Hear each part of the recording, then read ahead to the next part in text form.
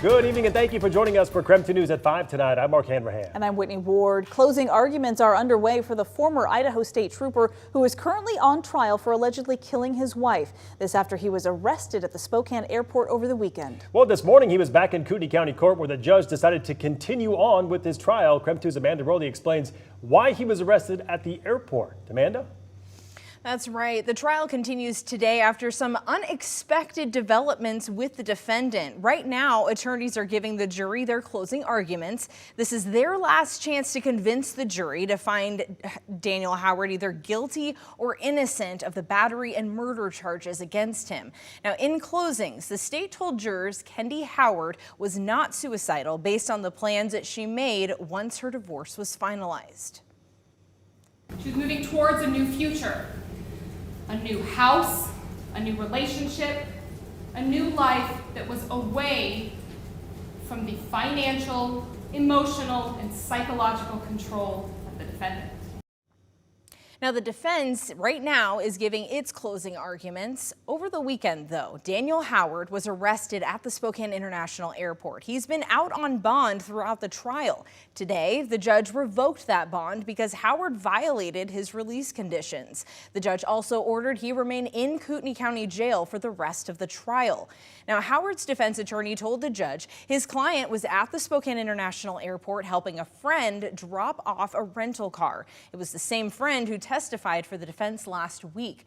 Defense attorney Jason Johnson acknowledged his client's release conditions do not allow him within 2 miles of the Spokane airport, but said he is allowed to travel to Spokane.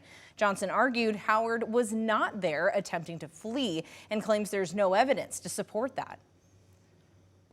He had no bags in the car, he had his ankle monitor on, he had no tickets, he was not even in the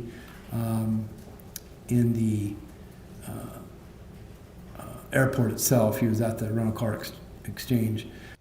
And we also learned from the state this afternoon, law enforcement had been keeping a close eye on Howard, and that's how they became aware he was at the airport. Prosecutors also told the judge that at the time of his arrest, there was a gun in Howard's car. Now, after closing arguments wrap up this afternoon, the case will go to the jury for deliberations. Amanda Rowley, KREM 2 News. All right, Amanda, thank you very much. Well, 2 men are accused of trying to take 2 young girls from the trampoline park in Spokane Valley. Our Nicole Hernandez is live there right now with what we know so far. Nicole?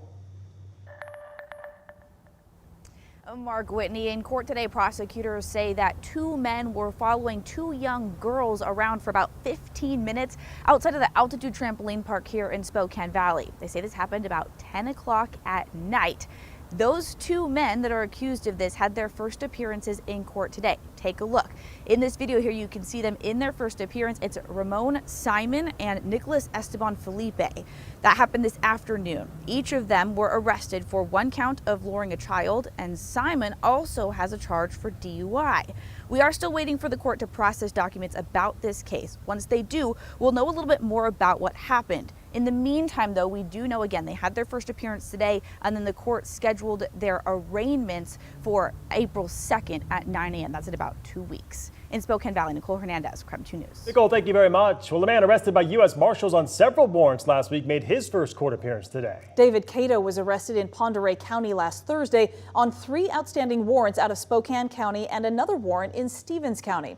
During his court appearance, prosecutors say that deputies in Stevens County contacted Cato back in January, but at that time they said he was able to get away. He is facing a slew of charges, including burglary, attempting to elude police, and assault on a law enforcement officer. The US Marshals offered a $5,000 reward for information leading to his arrest. A judge set Cato's bond at $30,000. All lanes on eastbound I-90 near Argonne and Spokane Valley are back open tonight after law enforcement stopped a Wrongway driver. According to the Washington State Patrol, that driver is now in custody. Take a look. This is video from the scene earlier this afternoon. Obviously, it had a heavy impact on traffic. It's still unclear where that Wrongway driver entered the highway or how long they drove before they were stopped. It's also not clear if the driver was under the influence of drugs or alcohol at the time. This is a developing story. We will bring you an update as soon as we learn more. An investigation continues into a deadly house fire in Colville yesterday. Fire officials said a toddler was killed. This happened in the area of North Elm Street and 2nd Avenue. That's all investigators are sharing at this time. We are also working to learn more in this case. And 2 people were taken to the hospital after their plane crashed south of Asotin. That's according to the Asotin Firefighters Association. Emergency crews responded just after noon on Sunday. Officials say that plane clipped a power line, causing it to crash into the Spokane River, or the Snake River rather. Boaters rescued the pilot and the passenger, taking them to shore to then wait for help. Both of them were taken to the hospital with non-life-threatening injuries. 5 times in 6 weeks. That's how many times craft cannabis in Tacoma has been hit by vandals ever since they put up a sign that said 35% off. Just a day after the owner found an explosive at the doorstep, vandals struck again. On Saturday, staff at Craft Cannabis found a homemade bomb and a Molotov cocktail. The owner says just a couple of years ago, he would have to pay about $30 an hour to an overnight security guard, but now he says that cost has tripled for him. The store's owner is now offering a $10,000 reward for any information that will help lead to a suspect's arrest. All right, taking a break from the headlines to talk weather. The beautiful sunshine and warm temperatures from over the weekend continued into today. We're loving it. Chief Meteorologist Jeremy Legoo tracking near record-breaking temperatures, or almost record-breaking. Did we make it, Jeremy? We did break the record officially here in Spokane. We topped out at 69 degrees. Earlier, I was all sorts of on top of saying 70, 70, 70. I was wrong. Mark was looking at me. I was wrong. The reason I was wrong is because we do everything in Celsius and convert to Fahrenheit. We missed the record because I just rounded. It was rounding error. It's okay. Carry the one. Yeah, don't carry the one in this case. All right, when it comes to the overall weather pattern, we've got that ridge hanging on. That pronounced ridge in the atmosphere is what has kept us so warm and sunny. Overnight, we go from near 70 all the way down to about 40. That's a 30-degree swing in temps. Seriously. A 30-degree swing in temps is huge from day to night, especially this time of year. Overnight, we'll fall back down into the upper 30s or near 40, and by tomorrow afternoon, we soar back into the mid and upper 60s, if not 70s across the inland northwest. Look at Richland. You want a hot spot? Richland has a forecast high tomorrow of 80 degrees. Enjoy it, because over the next few days, we've got a big change incoming. We'll see increasing clouds Wednesday, rain return by Thursday, and this weekend we top out in the 40s.